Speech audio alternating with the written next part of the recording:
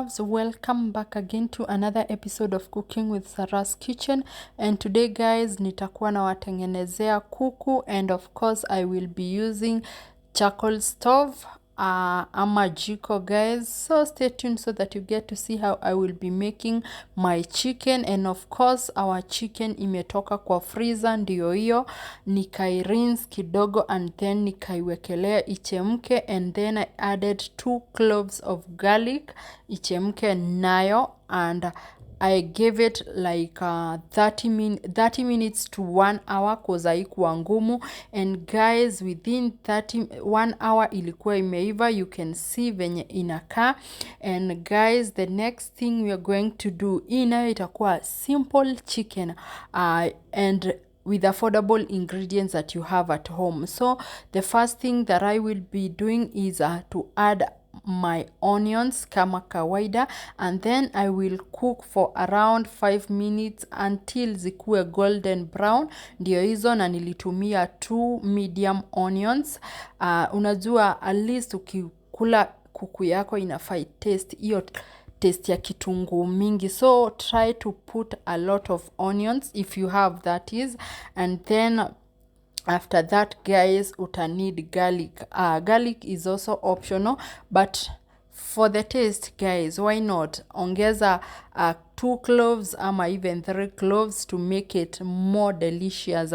So in my case nikatengeneza 3 cloves of garlic, and then I added to my chicken, and then after that nikaikoroga mpaka ikashika the onion and the garlic. And it is that simple guys. You can leave it like that uikule hivo, but if you want at the same time ikuwe more and more delicious, you have to add a little bit of spices.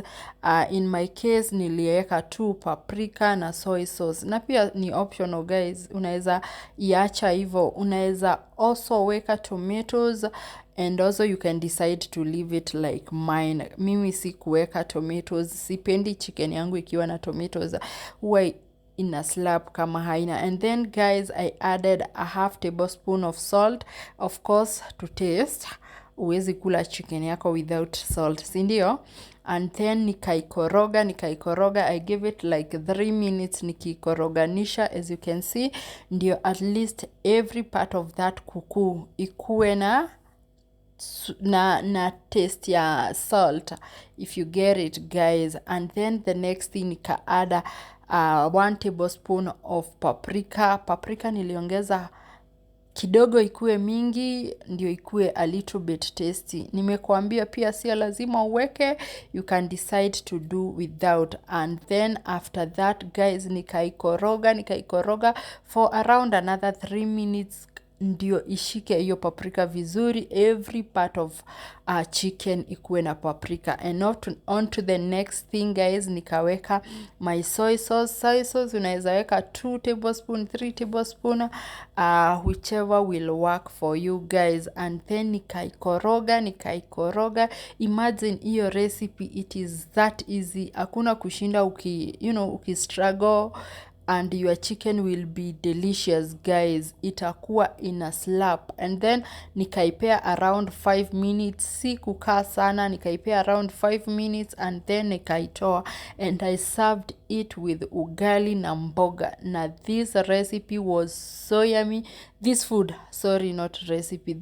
was so yummy. I ate it. Si unaona venye nimejiwekea mingi, nilikula and I felt nimekula. So guys, go try the recipe and let me know in the comment section what you think about. And thank you so much for the support guys, and we see you in the next one. Bye.